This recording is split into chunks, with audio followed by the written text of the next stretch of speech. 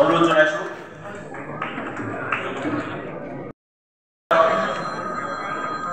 মই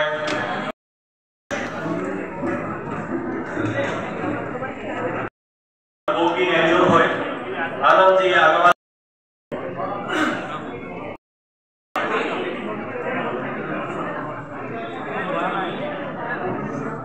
মাৰৱাৰী যুৱ মঞ্চ দেৰগাঁও আঞ্চলিক ছাত্ৰ সন্থা হৈ ইহঁতৰ ফেঞ্চি বজাৰ সাহিত্য সভাৰ হৈ তেখেতে সমৰ্থন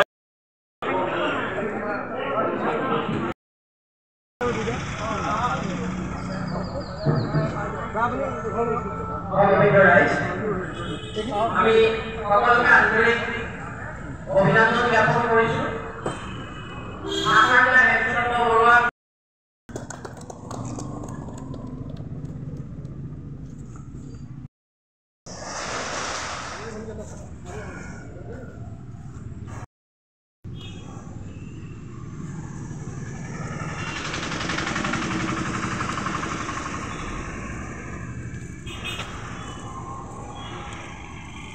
সম্পূৰ্ণ কৰিলে এই 100 বছৰৰ গৌৰৱময় ক্ষণত আমি দেৰগাঁৱৰ যিসকল পুৰুষ সেই আঁচনিৰ অন্যতম আমাৰ সকলোৰে শ্ৰদ্ধাৰ মৰমৰ প্ৰদীপ খাটৰীয়া ডাঙৰীয়াৰ এখন গ্ৰন্থ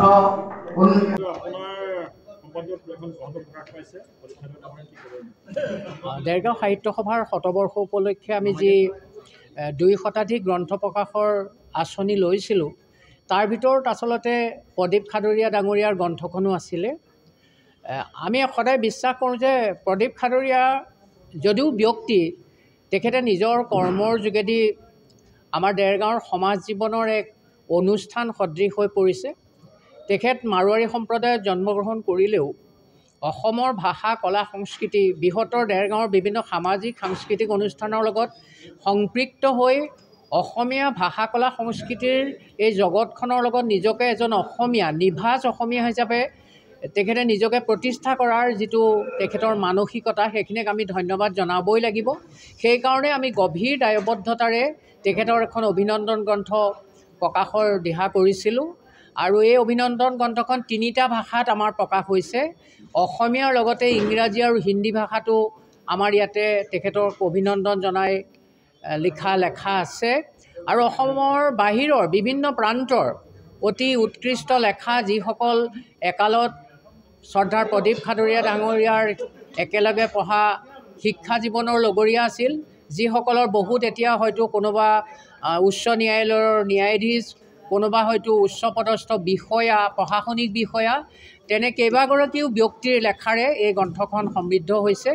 আৰু এই গ্ৰন্থখনে আটাইতকৈ ডাঙৰ কথা যে প্ৰদীপ খাটৰীয়া ডাঙৰীয়াই আমাৰ সমাজৰ বাবে যি দিলে এয়া এক সামাজিক স্বীকৃতি আৰু এই সামাজিক স্বীকৃতিৰ এই কাম দেৰগাঁও সাহিত্য সভাই কৰিলে আৰু এই অভাজনে এই গ্ৰন্থখন সম্পাদনা কৰি মই এটা মহৎ কৰ্ম সম্পন্ন কৰিলোঁ বুলি নিজেই উপলব্ধি কৰোঁ।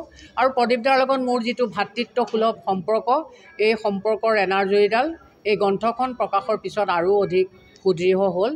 আশা কৰিছোঁ অনাগত দিনবিলাকতো প্ৰদীপদাই আমাৰ অসমৰ ভাষা কলা সংস্কৃতিৰ বৃহত্তৰ দেৰগাঁৱৰ সমাজ জীৱনৰ বাবে নিৰন্তৰভাৱে কাম কৰি যাব আৰু এক সম্প্ৰীতিৰ আদৰ্শ গঢ়ি তুলিব।